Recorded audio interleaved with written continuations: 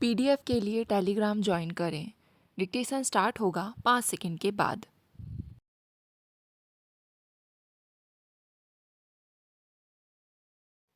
महोदय, पर्यावरण पर बहुत अधिक बातचीत होने के पिछले 2-3 दशकों का कड़वा सच यह है कि इस दौरान विषमता कम होने के स्थान पर बढ़ गई है।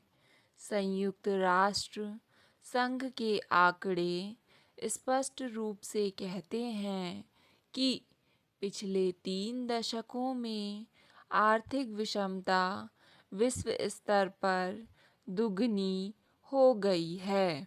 सबसे धनी 20% लोगों की आय सबसे निर्धन 20% लोगों से 150 गुना अधिक है। विश्व के 77% लोग विकासशील देशों में रहते हैं, पर उनके पास विश्व की कुल आय का मात्र 15% हिस्सा है। दूसरे शब्दों में, विकसित या धनी देशों में मात्र 23% लोग रहते हैं, पर उनके पास विश्व की कुल आय का 85% हिस्सा है। यह तो रही अंतर्राष्ट्रीय स्तर पर विषमता की बात। इसके अतिरिक्त राष्ट्रीय स्तर पर भी अनेक देशों में बहुत आर्थिक विषमताएं हैं। निर्धन देशों में भी ऐसी स्थिति काफ़ी सामान्य है कि ऊपर के 20% लोगों के हाथ में राष्ट्र की 60% आय होती है। दूसरी ओर, ऐसे लोगों की संख्या आज भी बहुत अधिक है जो सबसे बुनियादी आवश्यकताओं से वंचित हैं और घोर निर्धनता में रहने को विवश हैं। न्याय की मांग है कि भविष्य में सबसे अधिक ध्यान उनकी आवश्यकताओं को पूरा करने पर दिया जाए। इसके लिए ज़रूरी है कि ऊपरी सिरे पर उपभोक्तावाद का जोर कम हो। आज धरती और वायुमंडल इस स्थिति में नहीं है कि अनियंत्रित आर्थिक बढ़ोतरी व औद्योगिक बढ़ोतरी हो। प्रकृति के साथ अन्याय किए बिना लोगों की आवश्यकताएं पूरी करनी है, तो इसके लिए यह बहुत ज़रूरी है कि ऊपरी सिरे पर लालच और भोग विलास का जोर कम किया जाए। पर समस्या यह है कि धनिक और शक्तिशाली जिन लोगों का तमाम विकास नीतियों के साथ साथ पर्यावरण नियोजन पर भी आधिपत्य है, वे पर्यावरण संरक्षण के लिए और सब बातें करने को तैयार हैं। बस अपने भोग विलास और लालच को ही छोड़ने को तैयार नहीं है, चाहे वह विश्व बैंक, अंतर्राष्ट्रीय मुद्रा कोष की नीतियां हो या विश्व व्यापार संगठन वार्ता के दौरान हुई खींचातानी या संयुक्त राष्ट्र अमेरिका जैसे शक्तिशाली देशों द्वारा निर्धन देशों पर डाला गया दबाव। कहीं यह पता नहीं चलता कि धनिक देश या उनके द्वारा नियंत्रित संस्थाएं वास्तव में निर्धन देशों को मदद करने या विषमता को कम करने के प्रयास कर रहे हैं। अध्यक्ष महोदय, आज देश में जागरण की लहर दौड़ रही है। चारों ओर आशावादिता और आत्मविश्वास है। साथ अधीरता भी देखने को मिलती है। आपने युद्ध का उल्लेख किया है।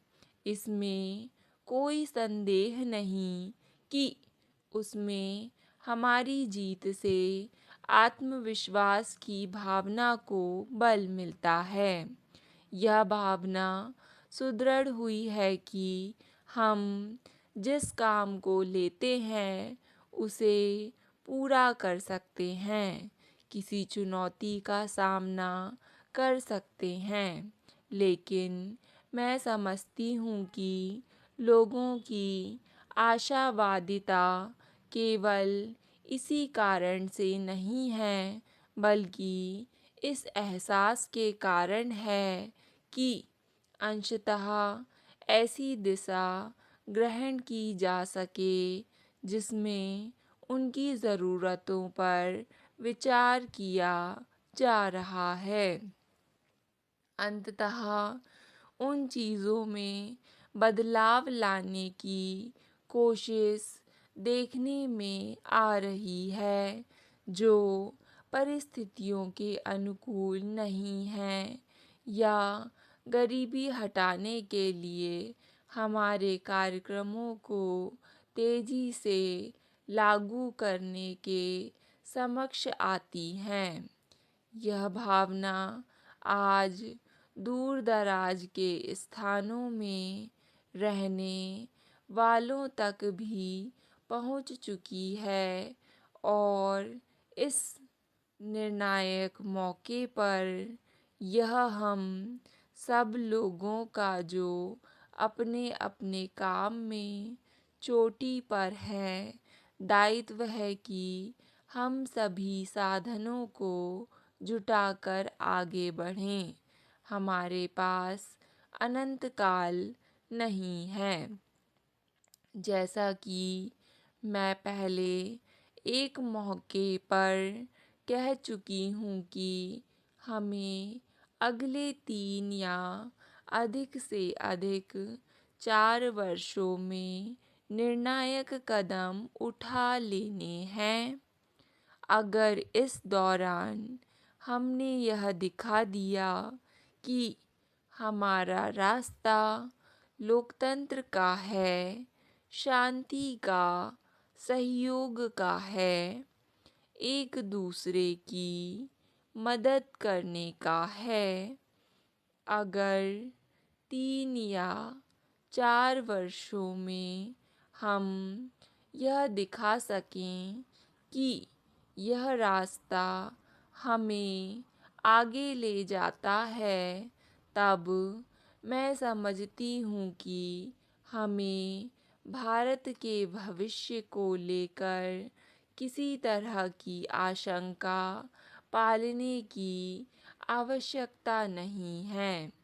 लेकिन अगर हम इसमें किसी भी कारण से असफल रहे, चाहे सरकार की गलतियों से या अन्य उद्योग व व्यवसाय की त्रुटियों से या एक वर्ग द्वारा अन्य वर्गों की अपेक्षा अपने अधिकारों और ज़रूरतों के बारे में अधिक तीव्र भावना के कारण, तो हम सबको एक साथ कठिनाइयाँ झेलनी होंगी।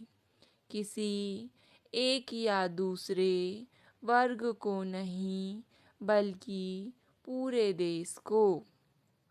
इस प्रकार हम एक महत्वपूर्ण मोड़ पर खड़े हैं और समय आ गया है कि हम उस सब पर नए सिरे से विचार करें।